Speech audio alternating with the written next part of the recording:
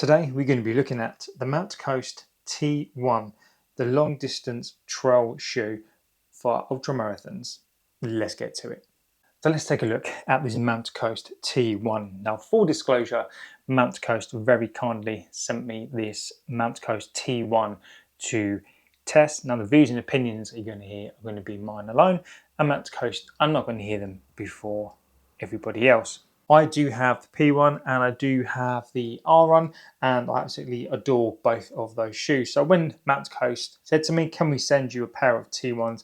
I was only too happy to jump at the chance. So this is an ultramarathon trail shoe.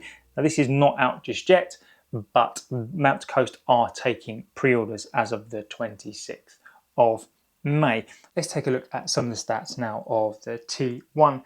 So this is a 35mm stack shoe, so 35 in the heel and 31 in the forefoot, giving it a 4mm offset.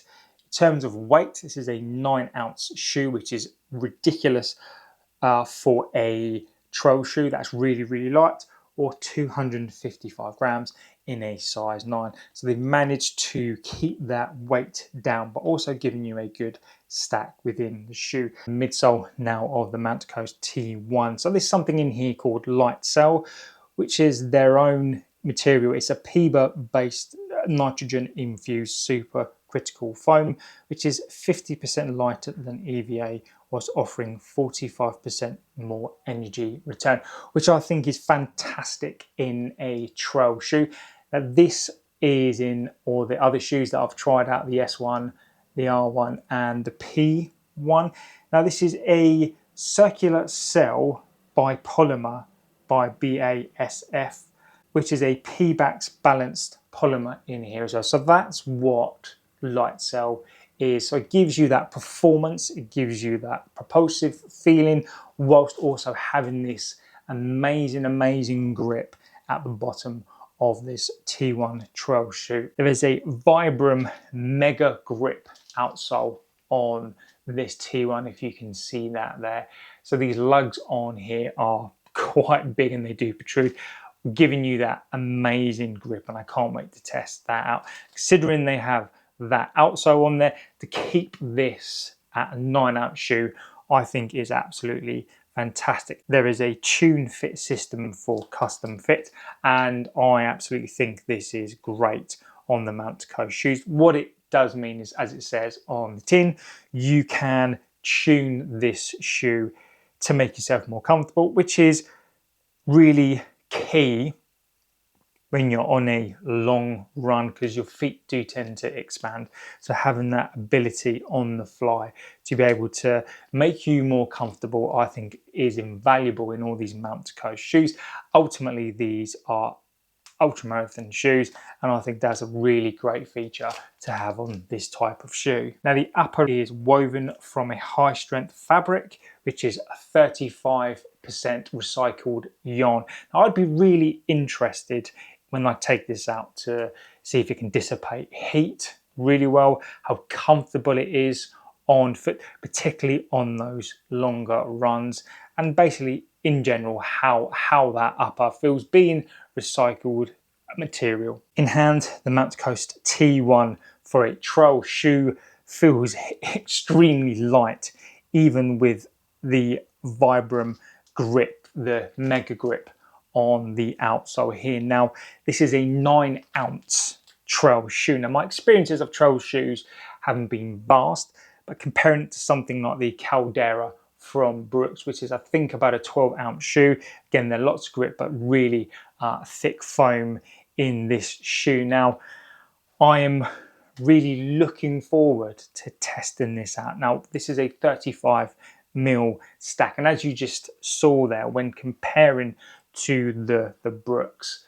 there is definitely a lot more foam for cushion. This is not a PEBA based foam, this is a nitrogen infused foam on the Brooks, whereas this is a P-Bax foam within the Mount Coast.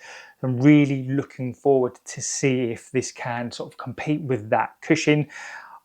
I am going to say that I think this grip will be superior and better than the Brooks, and I really can't wait to test out that experience, the grip and the performance. I'm expecting big things from this Mount Coast T1.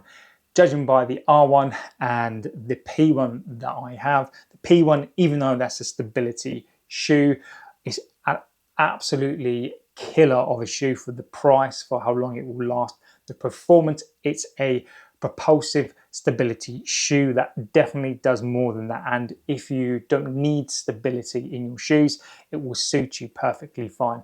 Now the R1 again is an ultra marathon shoe.